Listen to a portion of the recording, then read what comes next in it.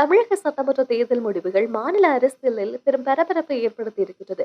நடிகர் விஜய் தலைமையிலான தாவேகா கழகம் தனது முதல் தேர்தலிலேயே 108 இடங்களை கைப்பற்றி அரசியல் வட்டாரங்களை அதிர்ச்சியடைய வைத்தது. காங்கிரஸ் கட்சியின் 5 எம்எல்ஏக்கள் ஆதரவு தெரிவித்திருந்தாலும் ஆட்சி அமைக்க தேவையான 118 உறுப்பினர்களின் எண்ணிக்கையை தாவேகா இன்னும் எட்டவில்லை. அதனால் அரசியல் கூட்டணிகள் மற்றும் பின்னணி பேச்சுவார்த்தைகள் தீவிரமடைந்துள்ளதாக கூறப்படுகின்றது. இந்த நிலையில் தாவேகா தலைவர் விஜய் ஆளுநரை சந்தித்து தங்களை ஆட்சி அமைக்க அழைக்குமாறு கோரிக்கை மனுவை வழங்கினார். ஆனால் பெரும்பான்மை ஆதரவு உறுதி செய்யப்படாததால் ஆளுநர் இதுவரை எந்த முடிவும் எடுக்கவில்லை என தகவல் வெளியாகியிருக்கிறது. இதற்கிடையில் திமுக மற்றும் அதிமுக இணைந்து ஆட்சி அமைக்கலாம் என்ற அரசியல் தகவல்களும் பரவி வருகின்றது.